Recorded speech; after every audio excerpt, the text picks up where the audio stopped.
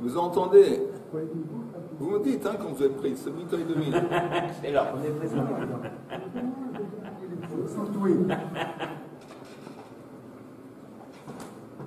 Le Hari, il dit que si vous enlevez la gematria de Hevel, Hevel, c'est quoi Hevel? C'est 37, d'accord? Hevel. Kain ve Hevel.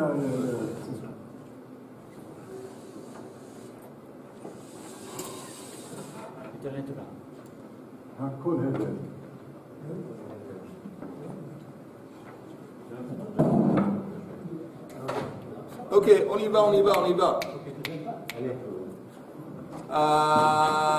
Le Hari, encore une fois, le Hari, il dit dans Shah Gilgulim que Moshe Rabbeinu, c'était l'âme de Hevel. Kain ve Hevel. Alors l'âme de Hevel a été réincarnée, selon le Hari, dans Moshe Rabbeinu. Et l'âme de Kain a été réincarnée dans Korach. Maintenant, il dit que si vous prenez la gematria du nom de Hevel et vous enlevez du nom de Moshe, alors vous avez la gematria de Moshe, vous allez enlever de ça, soustraire la gematria de Hevel, vous arrivez à la gematria de Korach. Et si vous ajoutez Hevel à Korach, vous arrivez à la gematria de Moshe. C'est comme ça il dit. Quelle est l'idée derrière cette gematria? Alors il y a un ouvrage qui s'appelle Shem Lishmuel, c'est un ouvrage chassidique. Mais il dit qu'il explique comme ça. C'est qui Kain ve Hevel? Pourquoi d'abord Kain s'appelle Kain? Parce que c'est écrit que quand Chava elle est devenue enceinte et elle a couché, Kain elle a dit Kaniti Ish et Hashem. Kaniti. Nous en hébreu, justement en hébreu, on a la tendance à traduire acquérir, une acquisition, liknot. Mais ici c'est pas le cas. Quand on est à Kadosh Baruch Hu connaît Shamayim Ba'aretz, c'est pas qu'Akadosh Baruch Hu il a acquis les cieux et la terre, c'est qu'il a créé. Et ici la même chose, que Kaniti Ish et Hashem, Chava est en train d'exprimer le sentiment qu'elle a eu, qu'elle a créé. Elle a créé cet enfant. Comment elle a créé cet enfant? Parce qu'en fin de compte, Adam Arishon Kolakavod, il a introduit un zera, une petite goutte de semence. Mais c'est dans son corps, toutes ces constructions, elle était consciente du fait que c'est elle qui a construit. Kaniti Ish et Hashem. Parce qu'il y a peut-être des enfants qui vont voir la vidéo, alors donnez pas de... Alors ça c'est l'idée de Kain. L'idée de Kain, c'est quelqu'un qui est conscient de sa capacité de construire, de prendre des initiatives, de faire, de conquérir. Et en gros, c'est justement quelque chose de positif. C'est positif. Quand il nous donne un monde qui est incomplet, notre but c'est de le compléter, c'est de l'améliorer. La fameuse histoire avec Rabbi Akiva, que le goy il dit, bon, qu'est-ce qui est mieux, le blé ou le gâteau? Et Rabbi Akiva dit, ce qui est mieux c'est le gâteau, parce que nous, c'est vrai qu'on prend le blé qu'Akadosh nous a donné, mais on a transformé le blé en pain ou en gâteau. Ça c'est le top. Et c'est nous qui sommes responsables de ça. En toutes ces capacités humaines d'aborder la vie et de conquérir les problèmes, par exemple la médecine. Un exemple, la technologie, la médecine. Alors, les progrès dans ces domaines, c'est positif. Mais le danger dans tout ça, c'est quoi? C'est la fierté, l'orgueil. Et quand quelqu'un il pense, bon, moi je fais, moi je suis responsable, moi, après, le danger qu'il se prend pour un Dieu. Il pense que c'est lui qui est responsable. Bon, entre autres, on a vu ça avec Covid, que tout le monde, avant que le Covid a fait son entrée en scène, le monde moderne se prend, on est en charge. On est en charge du monde, on a la technologie, on a les moyens, on a les choses, on a ça. Et tout à coup, un petit microbe que personne à peine on voit, elle met toute la civilisation En danger. KO. Et pas seulement à cause du Covid, mais les répercussions qu'on est toujours en train de subir, économiques et compagnie. Tout ça, c'est incroyable.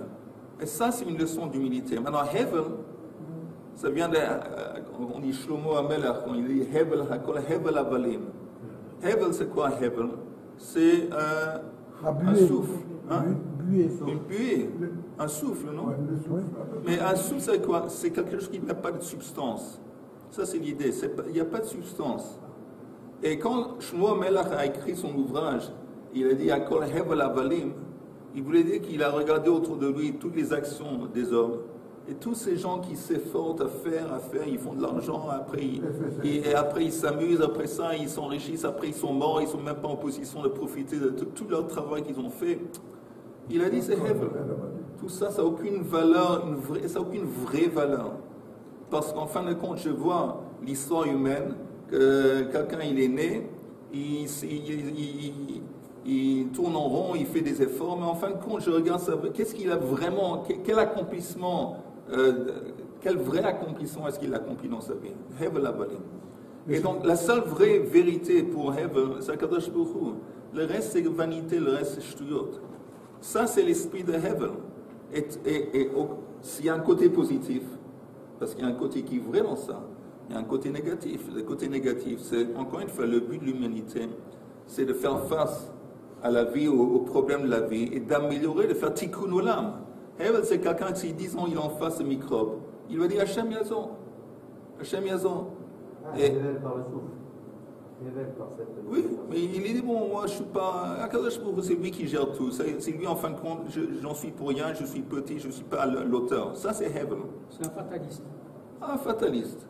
Quelqu'un qui est conscient du fait qu'en fin de compte, on est tout petit, Akadosh Baruch Hu, c'est lui qui gère tout, alors à quoi bon? De toute façon, quoi que ce soit, à la fin, c'est le même sommet. Mais on voit que chacun, Cain et Hevel, ils ont un problème.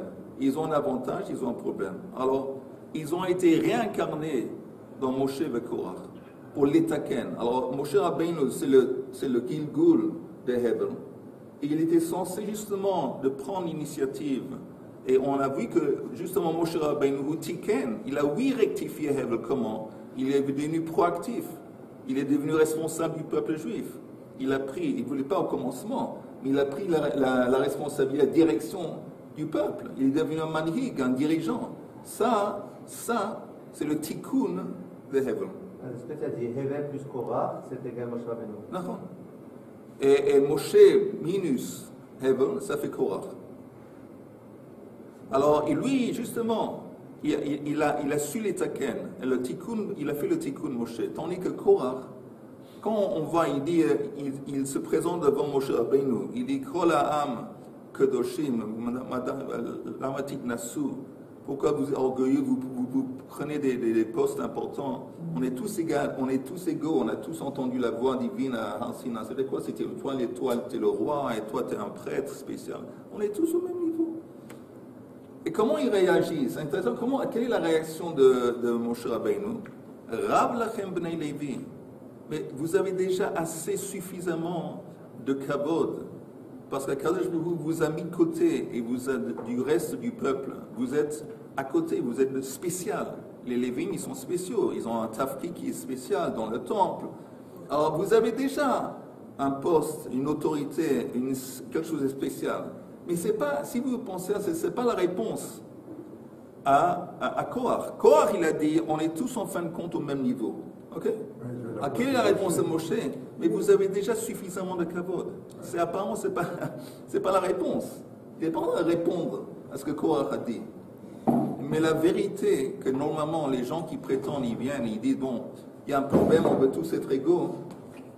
Derrière cette tentative de faire une révolution, c'est simplement eux, ils veulent le pouvoir. Et c'est eux qui veulent le pouvoir. Il y a un auteur anglais qui s'appelle George Orwell. Un écrivain anglais, un goy avant, je ne sais pas combien de temps, 60 ans, 50 ans, il a écrit un livre qui s'appelle Animal Farm. Animal Farm, c'est la ferme des animaux.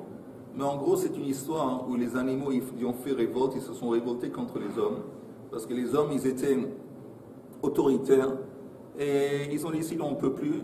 on n'en peut plus, et ils ont fait une révolution. Et ils ont réussi leur coup, et ils ont nommé, il y avait le cochon qui s'appelait Napoléon, qui est devenu le dirigeant. En fin de compte, on voit qu'après, lui, Napoléon, il devient encore plus autoritaire que les hommes étaient avant. Et ça veut dire qu'il est en train de se moquer un petit peu du communisme et de toutes ces choses. Que tout le monde parle, on est tous la même chose. Mais en fin de compte, derrière cette déclaration, on veut du kavod. Et Moshe, il a très bien compris. Il dit, toi, tu me parles avec un idéal, on veut tous la même. Mais en fin de compte, je comprends ce que tu veux dire. Toi, tu veux plus ce kavod. Tu es jaloux du kavod, tu veux du kavod. Et Kitsour, Korah, qui était censé de l'étaken, Caïn, en faisant quoi? En introduisant l'humilité de Hevel, l'aspect de l'humilité de Hevel, il a échoué. Il a échoué. Donc, Moshe, il a eu Tiken et Hevel, et Korah, il a eu Tiken. Mais. C'est très bien de se moquer. Qu'est-ce que ça dit avec Caïn tout à l'heure? J'ai dit. Caïn, c'était le Gilgul, pardon, Korah, le Gilgul de Caïn. Et il était censé de l'étaken en faisant quoi? En introduisant l'élément de Hevel. Parce qu'on avait dit que chaque élément, Caïn, il a un problème, il a un danger avec Caïn, que Korivos Semiadiv, il manque cette humilité de Hevel. Donc il aurait dû, dans son tikkun, adopter ces dimensions d'humilité qu'on retrouve chez Hevel. Hevel, en revanche, il est très humble, mais il est trop passif. Il a besoin justement de ce côté proactif qu'il y a dans Caïn, pour affronter la vie et les taken, faire tikkun olam. Alors Moshe Rabbeinu, il était le Gilgul de Hevel, oui, il a réussi à faire le tikkun, parce qu'il est devenu un dirigeant, il était proactif, il a pris la responsabilité, il a agi. Korah, qui était censé de l'étaken, la neshama de Caïn, en prenant l'humilité, non, il a échoué, parce qu'il n'était pas suffisamment humble pour chose. Maintenant, juste une autre idée, comme on est dans cette paracha qui est très importante, mais comment tout le monde a un problème d'ego. Le problème d'ego, c'est un truc qui est tellement de base, c'est pas important religieux ou pas religieux. Tout le monde a des problèmes d'ego. Et comment on fait pour s'en sortir? Et vous savez que chaque matin quand j'arrive ici, normalement je marche, et je croise, il y a un arabe, un vieux monsieur, qui travaille pour la Iria, et il est en train de balayer. Et il balaye la rue. Et je vois que quand il balaye, il prend ça sérieusement. Parce que je vois quelquefois, il y a des jeunes qui font ça, ils sont tout le temps en train de regarder à droite, à gauche, à peine ils travaillent. Ou dans le téléphone. Ou dans le téléphone. Oui, je vois. Je marche, il est concentré dans ce qu'il fait. Je le croise, et normalement je lui dis Bokotov. Et lui, il me dit Shalom Adon. Shalom Adon. Ça veut dire, comment on traduit en français? Bonjour. Oui, bonjour monsieur. Boss. En Afrique du Sud, on dit boss. Mais jamais vous allez voir un jeune arabe répondre de cette façon. Shalom Adon. C'est vraiment l'ancienne école. D'où est-ce que ça vient cette idée? Mais c'est lié au fait qu'il se prend à son travail.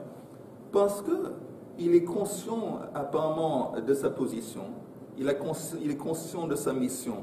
Il n'est pas en train d'essayer, apparemment à toute apparence, il n'est pas en train d'essayer de remplacer quelqu'un d'autre. On voit qu'il n'a pas la jalousie, il n'a pas l'amertume avec ce qu'il est en train de faire. Il comprend que sa position dans la vie, sa mission. Mais elle est là, ça vient d'en haut.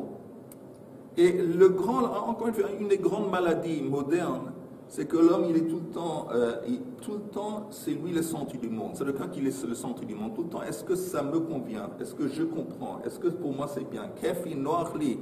Tout le temps, c'est moi. Alors forcément, un type comme ça, si tu es dans cette situation jeune, il dit, qu'est-ce que moi je suis en train de faire ici dans cette situation? Et moi, je suis jaloux de lui. Et je ne veux pas dire, ma shalom adom, ma pitom. Et moi, il va être dans l'amertume, il ne comprend pas qu'en ce moment, c'est ma sheyesh. Et récemment, j'ai compris, Chazal, ils disent la grandeur d'Am Israël quand ils ont reçu la Torah, la grandeur qu'ils ont dit, Naase venishma. D'abord, ils ont dit on va faire, ils se sont engagés de faire. Après, ils ont dit on va essayer de nishma, on va essayer de comprendre, Ok. Mais c'est vrai que c'est une grandeur. Il faut vivre aujourd'hui pour comprendre à quel point c'est quelque chose de grand et de noble. de dire Na'aseh v'nishma. Parce qu'aujourd'hui, on vit dans un monde, encore une fois, où tout le monde dit d'abord, je veux voir si ça me convient. Qu'est-ce qu'il a fait à Kadosh Baruch Hu? Il a proposé la Torah aux nations du monde. Il est arrivé, je ne sais pas, aux Arabes. Les Arabes, bon, est-ce qu'on a le droit de... On n'a pas le droit de voler, alors ça ne me convient pas. Aïssa, il a dit, on n'a pas le droit de tuer, ça ne me convient pas. Mais encore une fois, c'était quoi la réaction de toutes les nations? Est-ce que ça correspond à moi? Moi, je suis comme ça. Alors, je vais voir si ça me correspond. Et ça, c'est la grandeur d'Am Israël. Ils ont compris, c'était bitoul, ils se sont annulés devant Kadosh Baruch Hu, la volonté divine. Ils n'ont pas dit, est-ce que ça me convient à moi, est-ce que moi je comprends? Non, Naaseh. Et ça, c'est encore une fois, on ne voit pas ça, c'est rare de voir ça aujourd'hui. Et tous les problèmes aujourd'hui, même le problème, le premier problème dans l'humanité avec Adam et Chava, avec le fruit. Alors, quelle était la racine du problème? Le Nachash, il a dit à Chava, vous allez manger de ce fruit, et vous allez pouvoir faire compétition à Kadosh Baruch Hu, vous allez être comme des dieux. Bon, encore une fois, on voit, j'essaie de faire compétition à l'autorité qui est en haut de moi. Et il y a un très très beau Even Ezra sur les 10 commandements, un meferesh très important, le Even Ezra. Alors, il explique, dans les 10 commandements, il y a un interdit de l'achmod. Comment on dit l'achmod? Convoiter. Il y a un des 10 commandements, on n'a pas le droit de convoiter. Et le Even Ezra, il demande, mais en fin de compte, c'est presque surnaturel de demander à quelqu'un de ne pas vouloir quelque chose qui est beau. C'est presque impossible. Je vois que mon voisin, il a une belle voiture. Comment est-ce que la Torah peut me dire de ne pas vouloir cette belle voiture? Ah, mais on n'est pas la même odeur. Pardon? On n'est pas la même odeur. Oh, je vois le type, il a, je sais pas, une belle femme, une belle maison, un beau... Je vois, c'est un beau truc. Il n'y a rien de plus naturel que de vouloir des choses qui sont beaux. Alors comment la Torah nous dit qu'on n'a pas le droit? Alors il donne 3 exemples. Il dit de la même façon qu'un homme ne va jamais vraiment vouloir voler dans le ciel comme un oiseau. Pourquoi?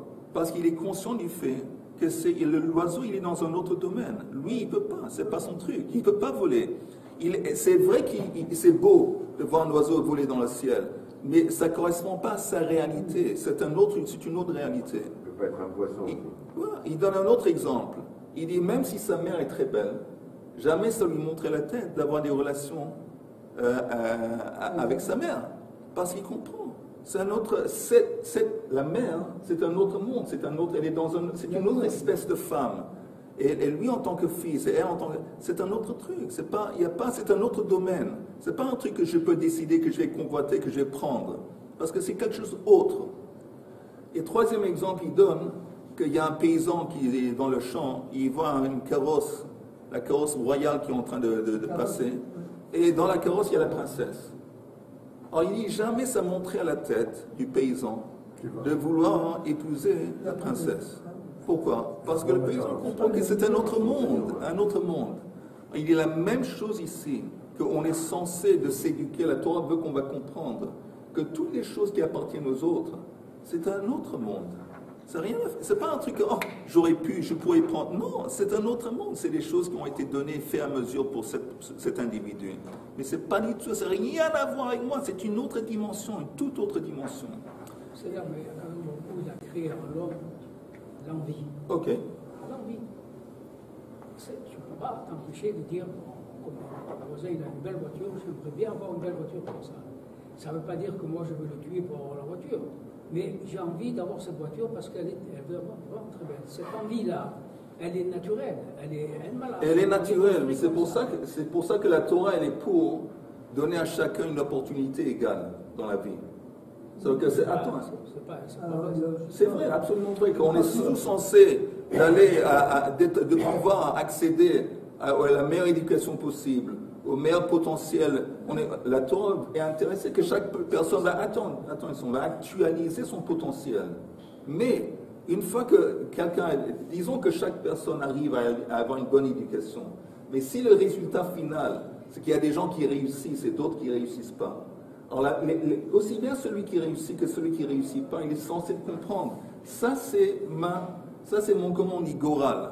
Ouais, c'est Mon sort. Ça, c'est mon sort. c'est son mot. Mais cette idée de mon sort, encore une fois, c'est basé sur la foi. C'est de comprendre en fin de compte que ce n'est pas moi qui gère le monde. Ce n'est pas moi en fin de compte qui je peux faire un effort, je fais une chadoute, j'essaye d'améliorer ma situation. J'essaye. Mais si en fin de compte je suis dans cette situation. Il y a la raison qui rentre en jeu. C'est ce que j'ai dit tout à l'heure, j'ai envie. Mais je sais très bien que je n'ai pas les moyens. Alors c'est fini, j'ai envie de céder. Ok, je l'ai vue, elle est belle et tout. Mais c'est pas pour moi. Oh, C'est tout. voilà. Mais de savoir que c'est pas pour toi. Aujourd'hui, on ne connaît pas ça. Encore une fois, le fait qu'on soumet l'autorité aujourd'hui, parce qu'on ne se soumet pas à l'autorité aujourd'hui, parce qu'on n'a pas cette humilité qui vient du fait qu'on a la foi. Et Kadosh Baruch Hu, il détermine, Kadosh Baruch Hu, il gère, Kadosh Baruch Hu, voilà, aujourd'hui, chacun prend, c'est moi qui décide, c'est moi qui peux accéder à n'importe quoi ce que je veux. Et c'est faux. C'est très compliqué parce que ça, à la base, il y a des situations aussi. Ça dépend comment la personne est éduquée, ça dépend comment la famille, dans quel milieu, etc. Moi, je dis qu'une façon générale, sans parler de l'individu, façon générale, qu'avant, à l'époque, les gens, au temps de Chazal, ils avaient une conscience du fait qu'Akadosh Baruch Hu a géré le monde et il a fait les gens sont différents. Il y a des gens qui sont les responsables d'une usine et des gens qui sont ouvriers. Maintenant, l'ouvrier, s'il peut devenir responsable d'une usine, pourquoi pas? Mais en attendant, tant qu'il doit donner le respect, accorder du respect au patron. Akadosh Baruch Hu a décidé, lui c'est le patron, il va donner les atouts, les qualités, les choses pour devenir le patron. Et moi je suis le patron, moi je suis l'ouvrier. Tu sais ce qui est difficile, c'est de se connaître soi-même. C'est ça qui est difficile, de savoir ce que je peux faire et ce qu'il est interdit de faire. Ça c'est très difficile. Est-ce que je suis capable, est-ce que je ne suis pas capable? Moi je peux lire un morceau de Torah sans problème, mais de faire une paracha. Mais c'est pas tellement difficile à lire, parce que dans la vie on essaye. Que ce soit dans le limoud Torah, dans le limoud, dans la vie professionnelle. Chacun il essaye. Après quelques années, on constate, en fin de compte, je ne suis pas devenu champion du monde. Il faut se connaître. Je ne suis pas devenu champion du monde. Alors ça veut dire apparemment, je ne suis pas champion du monde. Est-ce que c'est négatif? Pas du tout. Parce que je ne suis pas censé être champion du monde. Et ça, c'est en gros, ça c'est l'histoire de Korach Vadato. Que tu n'es pas censé d'être un Kohen Gadol, tu n'es pas censé d'être Moshe. Tu n'es pas censé, alors accepte. Mais quand il y a l'orgueil, ma pitom que lui, pas moi. Alors voilà, l'orgueil, il n'y a rien de plus dangereux. Néanmoins, il y a besoin de l'auditeur de se dire qu'on peut être champion du monde, qu'on peut être Rafkaneski pour pouvoir avancer. On dit en l'occurrence que tout le monde peut devenir un grand Talmid Chacham, un grand potentiel. Je ne suis pas sûr. Non. Parce que devenir un grand Talmid Chacham, tu as besoin tout de même d'un certain niveau d'intelligence. Alors, c'est quelqu'un qui est vraiment, disons, qui est simple au niveau intellectuel. Il a beau espérer, il est construit comme ça. C'est comme un citron. Un citron, il y a un citron et une orange. Un citron, il ne va jamais pouvoir devenir une orange. Mais avec un peu de chance, Bezrat Hashem, il va peut-être pouvoir devenir comment on dit, citronnade. Comment on dit la manette? Limonade. Non, citronnade. Alors peut-être il va pouvoir, avec une limonade ou citronnade, c'est nettement mieux qu'un citron. C'est nettement mieux. Alors, c'est une amélioration, mais ça reste dans le domaine du citron. Mais un citron qui a été créé en tant que citron, il ne va jamais pouvoir devenir une orange. Mais il peut s'améliorer, il peut devenir une citronnade. Excusez-moi. J'ai un jardin, et j'ai un citronnier. Et il se trouve que le citronnier, c'est le citron doux. Oui. Et les ils sont aussi sucrés que les Ok, alors je ne voulais pas dire du lachonara sur les citrons. Il s'est trompé, c'est un oranger. Non, mais C'est un oranger. je le dis, c'est tout, c'est la vérité. Une variété d'orange. Et c'est pour ça, je vais le dire encore, c'est pour ça, et je me suis attardé un petit Non, mais peu. le milieu familial, il joue beaucoup. Hein? Le milieu familial. Bien sûr, tout ça, ça joue. Mais c'est pour ça, je ne sais pas si vous avez vu un truc intéressant, qu'Akadosh Baruch Hu, ou plutôt Moshe Rabbeinu, il dit, vous vous en voulez contre Akadosh Baruch Hu. Où est-ce que c'est écrit? Dans Korach. Dans Korach, exactement.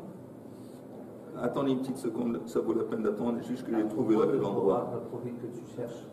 Oui, parlez entre Le vous. Rav, il a dit ce Shabbat que Korach était très riche. On dit être riche comme Korach. Oui, oui. Et il dit que la richesse de Korach, elle vient de Yosef Hatzadik. Yosef Hatzadik, quand il a pris du monde entier, on venait. Oui, je peux pas. Il a pris un tiers des richesses de l'Égypte. Il l'a mis avec lui. Un tiers des richesses de toute l'Égypte. Il a pris non, pas de toute l'Égypte, du monde entier. On venait en Égypte pour. Oui, mais l'Égypte, c'était le monde. Bon, peu importe. Du monde entier, tout le monde venait prendre il y avait la famille et tout le monde ils mettaient tout leur argent. Donc ils ont des sommes phénoménales. Et comment ça a été divisé? Ça a été divisé en 3 parties. Attends, on va retourner ça plus tard. Oui. Mais en attendant, il dit Moshe Rabbeinu v'yida'atem ki ni'atsu ha'anashim ha'ele et Hashem. Vous allez savoir que Korach v'adato ni'atsu et Hashem. Ils se sont rebellés. Ils se sont rebellés contre Kadosh Baruch Hu. Et il y a un autre endroit qui dit la même chose. Et la question est, qu'est-ce que ça veut dire qu'ils se sont rebellés contre Kadosh Baruch Hu? Ils se sont rebellés contre l'autorité de Moshe et d'Aaron, mais pas contre Kadosh Baruch Hu. Et c'est pour ça que c'est écrit, et justement c'est Rashi qui l'apporte, C'est pareil. qu'il dit ici, C'était choisi par Non, parce que le Kohanim, c'est pas Moshe qui. וידבר אל קורח ואל כל עדתו לאמור, בוקר ויודע אדוני את אשר לו, ואת הקדוש ויקריב אליו, ואת אשר יבחר בו יקרב אליו. Alors Rashi dit, c'est quoi בוקר? Rashi dit, ומדרשו בוקר, אמר להם משה leur a dit, גבולות חילק הקדוש ברוך הוא בעולמו. הקדוש ברוך הוא a créé des, comment on dit, gvulot, des séparations dans le monde. Yecholim atem lahafort boker la erev. Est-ce que vous êtes capable de transformer le matin en soir? Ken tochlou levatel edo. De la même façon, vous n'allez pas être capable de changer cette séparation qu'Hachem a fait entre les Kohanim, entre le reste du peuple. Chez Nehemar, veyi erev veyi boker veyavdel. Et dans le contexte d'Aaron, c'est écrit Vayibadel Aaron Lakdisho. Il dit, c'est des choses, c'est séparation. Toi, tu penses que moi, je peux décider, on va être tous au même niveau, égalitaire. C'est faux. C'est des séparations de base intrinsèques dans la création. De ce point de vue, c'est une rébellion contre Akadosh Baruch Hu. Akadosh doit créer un monde avec des séparations. Et on doit être conscient de ces séparations. J'en ai parlé longuement, que c'est un des sujets les plus actuels qu'on vit dans le monde aujourd'hui. On vit dans un monde où, justement, il y a énormément de gens, les progressivistes, les globalistes, tous ces gens, ils veulent effacer les différences. On dit, en fin de compte, on est tous la même chose. Donc on voit, encore une fois, la Torah ne dit pas du tout. Et si vous dites qu'il n'y a pas de différence entre un homme et une femme, et même entre un juif et un non-juif, c'est en fin de compte une rébellion contre Kadosh Baruch Hu, parce que lui, il a créé la création de façon que c'est créé avec des séparations. Ça fait partie de la création. Alors, si vous êtes contre ça, vous êtes contre Hachem. Ok. Une petite question. La Torah ne dit pas à quel endroit la terre est ouverte. Or, la plupart des petits tremblements de terre qui se passent ici en Eretz, c'est dans le sud de la Vermont, dans la région de la Vermont. Ouais. Alors, est-ce que de là, on peut dire que c'est là-bas que ça s'est passé? Je ne sais pas, c'est une bonne question. Mais quand je vois que c'est déjà 9h presque.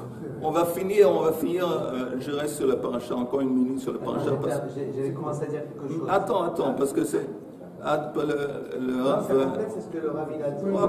Après, il va donner un cours plus tard. Alors, c'est intéressant de savoir ce qu'il va dire plus tard. Mais c'est qui le vrai ennemi de Moshe Rabbeinu et de Aaron? C'est qui les vrais ennemis de Moshe dans la paracha de Korah?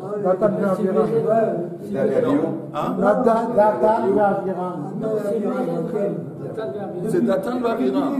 Parce que si vous regardez la paracha, Korah, il a seulement une petite parole qu'il dit au tout commencement. Qu'est-ce qu'il dit? Encore une fois. Il dit... il dit ויאמרו עליהם רב לכם כי כל העדה כולם קדושים ובתוכם אדוני ומדוע תתנסו על קהל אדוני. C'est tout ce qu'il dit, c'est ça.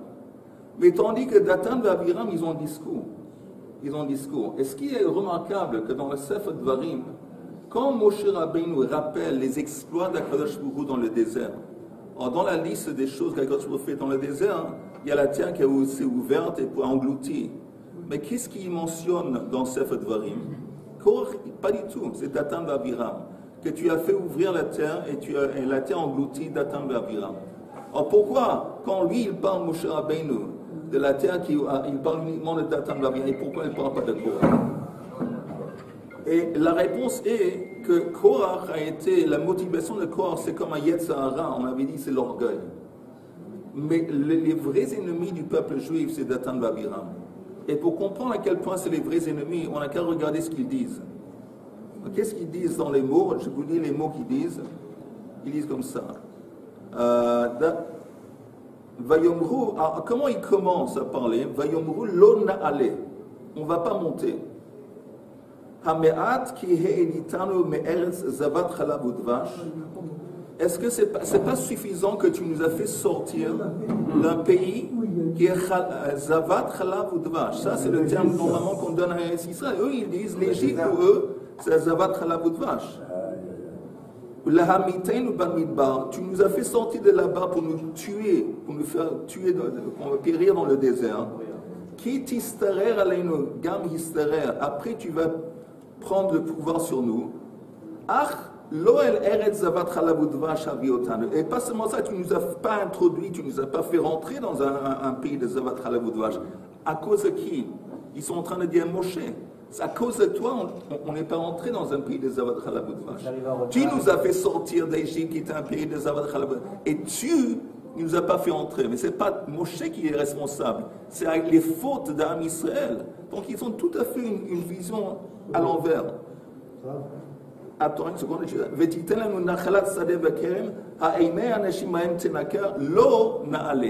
Ça, c'est la fin de leur discours. Alors, le discours commence. Lo na'ale. On ne va pas monter. Et le discours de Datan et Aviram finit. Lo na'ale. C'est le début et la fin. C'est très symétrique. C'est très bon. Mais qu'est-ce que ça veut dire Lo na'ale? Justement, Mida kenaged Mida, la mort de Datan et Aviram, ils n'ont pas monté. Ils sont descendus. Ils sont descendus, ils ont été engloutis dans la terre. Et c'est Mida kenaged Mida, parce qu'il faut savoir encore une fois, j'en ai parlé un petit peu avec Yoel avant quelques jours, que aujourd'hui on vit en Israël, il y a une friction, où il y a, disons, un état de conflit entre deux portions du peuple juif. Il y a la portion du Ham Israël qui est liée à la croyance. Ma sortie, ça comprend le Likoud, ça comprend le Likoud, ça comprend Chasse, Agudat Israël, Kippot Sugot, la droite, tout ça, c'est des gens qui ont en commun qu'ils ont la foi, et la Masoret, et Mouna, tout ça. Les autres, qu'est-ce qu'ils ont en fin de compte en tête? Ils veulent être un pays comme tous les autres pays. C'est une assimilation au niveau national. Ils veulent être comme la France ou l'Angleterre. Absolument. Ils sont pas liés particulièrement à une conception, une vision qui a ses racines dans la foi. C'est simplement, on veut Médina démocratique, Tséoni démocratique, et voilà. Ça, c'est le truc. Mais, en quelque sorte, moi, je vois que ces gens, c'est comme Datan et Aviram. L'ona allé, c'est quoi l'ona allé? On ne veut pas monter. C'est quoi monter? Je ne veux pas progresser. Je ne veux pas me développer, devenir quelqu'un de plus spirituel. Vous savez qu'avec le Covid, il y a eu des gens qui ont eu des espérances, que maintenant, il va y avoir des changements. Et les gens, après tout ce traumatisme, les gens vont changer. On a vu que beaucoup de gens, la plupart des gens, ils ont voulu reprendre le train-train, la routine normale. De plus belle, une fois que c'est fini, on retourne exactement où on était avant. Ils n'ont pas fait de cheshbon nefesh, ils n'ont pas pensé que peut-être ce qui est en train de se passer, ce bouleversement, c'est une tentative d'en haut de nous changer. Les gens qui avaient la foi, et j'ai entendu, ils ont dit, ah, Kadosh Baruch Hu, au Selanouzé, Kadosh Baruch Hu est en train d'essayer de nous réveiller. Les gens, c'est l'ona, on ne veut pas monter. C'est le début, c'est la fin. Et pour eux, l'Égypte, c'est Eretz Zavat Chalav Udvash. La même chose pour tous ces Israéliens, pour eux. C'est quoi l'idéal? L'idéal, c'est le monde, comment on dit, occidental. Le monde occidental, c'est le top. on va essayer d'imiter, l'Amérique, imiter l'Europe. C'est qui pour ces gens le top? C'est eux. C'est l'Europe et l'Amérique, on va essayer d'être comme eux.